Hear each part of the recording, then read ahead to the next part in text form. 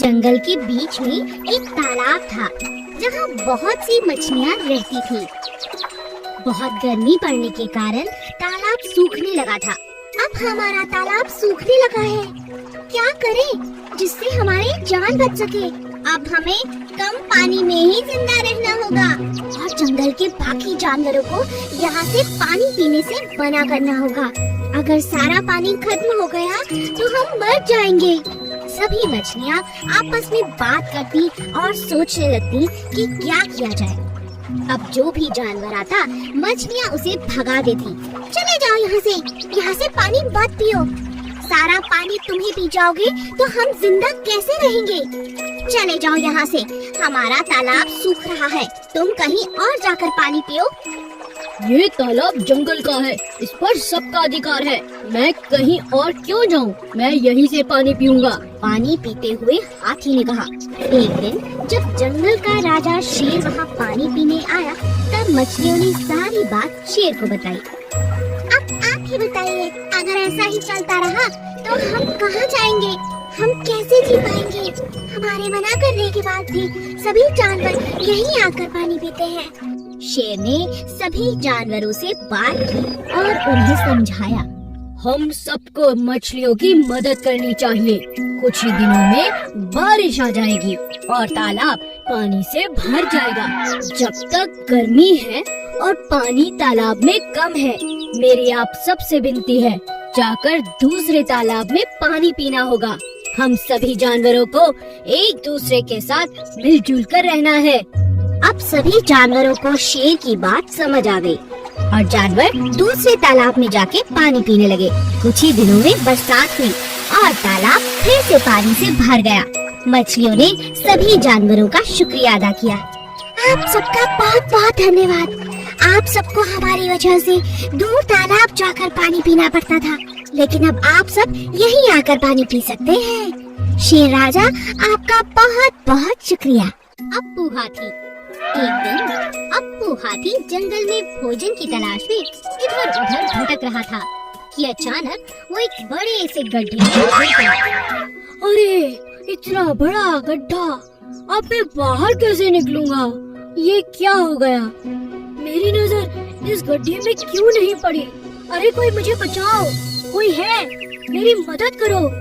तभी उसकी आवाज सुन वहाँ एक बंदर आया। बंदर भाई, मुझे यहाँ से बाहर निकालो, मैं गलती से इस गड्ढे में गिर चुका हूँ, मुझे बचा लो प्लीज। अरे भाई, मैं इतना छोटा सा बंदर तुम्हें बाहर कैसे निकालूं? मगर तुम्हारी जान बचाना तो चाहता हूँ। एक काम करता हूँ, मैं अपने सभी दोस्तों को बुलाकर लाता हूँ, तब तक तुम मेरा इंतजार करना। ठीक है, पर जल्दी आना। अरे दोस्तों जल्दी चलो, बेचारा हाथी एक बड़े से गड्ढे में गिर चुका है, मगर हम उसकी कैसे मदद कर सकते हैं? क्यों नहीं कर सकते, चलो हम उस गड्ढे में धीरे धीरे मिट्टी डालते हैं, कुछ ही देर में हमारा हाथी बाहर आ जाएगा। चलो चलो जल्दी करो। बंदर और उसके दोस्त जल्दी से हाथी के पास पहुँचे। तुम घबराओ नहीं हाथी, हम अभी इस गड्ढे में मिट्टी डालते हैं, ये भर जाएगा और तुम बाहर निकल आओगे। मगर कैसे, तुम्हारे हाथ तो बहुत छोटे छोटे हैं। कोई बात नहीं, हम लगे रहेंगे काम में, घबराओ मत। चलो दोस्तों। सभी बंदर खूब जोरों शोरों से थोड़ी थोड़ी मिट्टी गड्ढे में डालते रहे। इस पूरे काम में बहुत देर लग गई, मगर उन्होंने हिम्मत नहीं हारी। धीरे धीरे मिट्टी भरती गई और हाथी ऊपर आ गया। तुम सबका बहुत बहुत शुक्रिया, तुम लोगों ने मेरी जान बचा ली। तुम्हारे हाथ भी दर्द कर रहे होंगे, तुम मेरे सच्चे दोस्त हो, तुम्हारा दिल से शुक्रिया। अरे कोई बात नहीं हाथी भाई, आज से तुम हमारे दोस्त हो। हमें अपनी पीठ पर बिठाकर एक चक्कर तो लगा दो। हाँ हाँ क्यों नहीं, चलो चलो। और इस तरह बंदर और हाथी दोस्त चल पड़े जंगल की सैर पर। वफादार घोड़ा बादल। चंदन के पास बादल नाम का एक खूबसूरत सफेद रंग का घोड़ा था। दोनों एक दूसरे से बहुत प्यार करते थे। चंदन अपने घोड़े पर बहुत मेहनत करता, उसे रोज अच्छे से नहलाता, अच्छा खाना खिलाता और घुमाने भी ले जाता। बादल भी चंदन की हर बात मानता था। एक दिन एक चोर की नजर घोड़े पर पड़ी। अरे इतना सुंदर और शांत घोड़ा इतना आज्ञाकारी है, क्यों ना इस पर साफ किया जाए अपना हाथ, क्यों ना इस बार इसे ही चुरा लिया जाए। अगले ही दिन चोर मौका पाकर घोड़े को भगा ले गया। इस घोड़े को ज्यादा दिन अपने पास रखना खतरे से खाली नहीं है, इससे जल्दी ही बेच देता हूँ, कहीं पकड़ा ना जाऊँ, इसका रंग ही बदल देता हूँ। चोर ने घोड़े को काले रंग से रंग दिया और उसे लेकर शहर की तरफ जाने लगा। बादल चंदन को याद कर कर रोता रहता। हे भगवान, मेरी मदद करो, यह चोर तो बहुत चालाक है, मुझे चंदन से दूर कर दिया, मैं उनके बिना नहीं रह सकता। तभी बादल की नजर नदी किनारे बैठे चंदन पे पड़ी। चंदन को देखते ही बादल जोर जोर से हिनहिनाने लगा।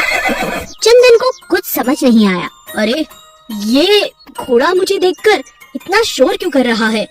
शायद ये मुझे कुछ कहना चाहता है। तभी अचानक बादल चोर को जोर से धक्का देकर नदी में कूद पड़ता है। अरे अरे, ये घोड़ा, अरे इसे बचाना होगा। चंदन घोड़े को बचाकर बाहर ले आता है, मगर यह क्या? अरे, इस घोड़े का तो रंग निकल रहा है। अरे भागो, कहीं पकड़ा न जाऊं। यह सब देख चोर दुम दबाकर भाग गया। चंदन अपने घोड़े को पहचान जाता है और बादल अपनी समझदारी से अपने मालिक के पास वापस पहुंच जाता है। भेड़ें और सियार। एक दिन एक सियार जंगल से गुजर रहा था। उसने दो भेड़ों को जोर जोर से बातें करते हुए सुना। अरे भाई, क्या बात है? शायद इनके बीच झगड़ा होने वाला है, चलो देखता हूँ। सियार एक पेड़ के पीछे छिप गया और भेड़ को लड़ते हुए देखने लगा। मुझसे पंगा मत लो, मैं बहुत शक्तिशाली हूँ, समझी? मैं तुमसे नहीं डरती, जाओ यहाँ से, यह मेरा इलाका है। तो चलो इसका आज फैसला हो जाए। ठीक है, मैं किसी से नहीं डरती, आ जाओ मैदान में। वाह, यह दोनों तो बहुत तगड़ी हैं। इनका झगड़ा देखने में मजा आएगा। मैं ताकतवर हूँ। नहीं, मैं ताकतवर हूँ। तुम हटो यहाँ से, ये मेरा इलाका है, मैं ताकतवर हूँ। हट जाओ, आज मैं तुम्हें छोड़ूंगी नहीं। दोनों भेड़ों में जबरदस्त झगड़ा होने लगा। दोनों बुरी तरह से घायल हो गई। उनके शरीर से लगातार खून तक बहने लगा। सियार ने इस बात का फायदा उठाने की सोची। लगता है दोनों लड़ते लड़ते थक चुकी हैं। मैं इन्हें अपना शिकार बना सकता हूँ। दोनों भेड़ों को लड़ता देख सियार लालच में आ चुका था। उन दोनों के बीच पड़कर एक एक कर दोनों को खा जाना चाहता था। सियार ने आओ देखा न ताओ और भेड़ों पर टूट पड़ा, लेकिन दोनों भेड़ें बहुत ताकतवर थीं। उन्होंने सियार की जमकर धुलाई कर दी। हे भगवान, मैं सोच रहा था कि दोनों को एक एक करके कई दिनों तक खाऊंगा, लेकिन ये तो मेरे ही पीछे पड़ गई। छोड़ दो मुझे, मार ही डालोगी क्या? अरे मुझे छोड़ो, अरे दोनों भेड़ें बहुत ताकतवर थीं। उन्होंने सियार की जमकर धुलाई कर दी, जिससे सियार वहीं ढेर हो गया। उदास राजा शेर। एक दिन राजा शेर का मंत्री भालू जंगल में घोषणा करता है। सुनो सुनो सुनो, राजा शेर बहुत दिनों से उदास है। जो कोई भी राजा जी को हंसाएगा उसे बड़ा इनाम दिया जाएगा। आप सभी का स्वागत है, आइए और हमारे राजा को हंसाइए। ये बात जंगल में आग की तरह फैल गई। जंगल के सभी जानवर राजा को खुश करने के प्रयास करने लगे। सबसे पहले एक हाथी उन्हें खुश करने की कोशिश करता है। हाथी अपनी सूंड से तरह तरह के करतब दिखाता है, लेकिन राजा को हंसी नहीं आती। फिर बंदर की बारी आती है। मैं आपको हंसाने की कोशिश करता हूँ राजा जी। बंदर अपने बहुत अच्छे अच्छे करतब दिखाता है, मगर वह भी हंसाने में नाकामयाब होता है। इसी तरह सभी जानवर कोशिश करते हैं, लेकिन किसी को भी कामयाबी नहीं मिलती। अंत में नन्ही चींटी की बारी आती है। राजा के मंत्री भालू को लगता है किसी को इनाम नहीं मिलेगा। इतनी छोटी सी चींटी हमारे राजा को कहां से हंसाएगी? जब अच्छे अच्छे बड़े बड़े जानवर नहीं हंसा पाए तो ये चींटी क्या हंसाएगी। तभी चींटी गुस्से में लाल होकर राजा के नजदीक आती है और कहती है, देखिए राजा जी, बहुत हो चुका, मैं आ रही हूँ आपके पेट पर गुदगुदी करने, आपको तो फिर हंसना ही होगा। अपनी तरफ गुस्से में चींटी को आता देख राजा की हंसी निकल पड़ी। राजा को हंसता देख सभी जानवर हंसने लगे और नाचने लगे। चींटी को भी राजा ने बहुत सुंदर इनाम दिया। एक महल में राजा के पास एक सुंदर सफेद रंग का कबूतर था। राजा उससे बहुत प्यार करता था और अपने मन की सभी बातें वो कबूतर से किया करता था। एक दिन कबूतर का दिल महल से बाहर जाने को हुआ। कबूतर उड़ता हुआ जंगल की तरफ चला गया, मगर आते हुए वह रास्ता भटक गया। राजा शाम तक कबूतर की राह देखता रहा। फिर उसने अपने सेनापति को कबूतर को ढूंढकर लाने का आदेश दिया। सेनापति, जाओ और कबूतर को ढूंढ कर लाओ। जो आज्ञा महाराज। बहुत ढूंढने पर भी सेनापति को कबूतर का कोई सुराग नहीं मिला। तब सेनापति को एक तरकीब सूझी और उसने एक कबूतर पकड़ा और उसे सफेद रंग में रंग दिया। जब वह महल में गया तो राजा उसे देखकर खुश हो गया और सेनापति को इनाम दिया।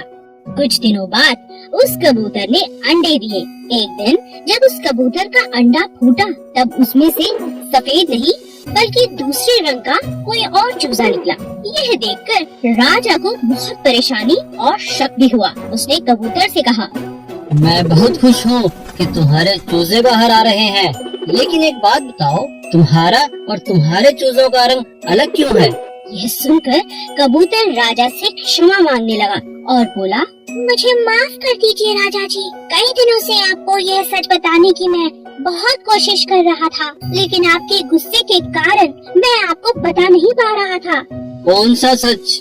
आप चाहें तो मुझे जो मर्जी सजा आप दे सकते हैं, लेकिन मेरे बच्चों को छोड़ दीजिए। यह सब आपके सेनापति ने किया है। उसने आपको खुश करने के लिए सफेद रंग मुझे लगा दिया और यहाँ ले आया।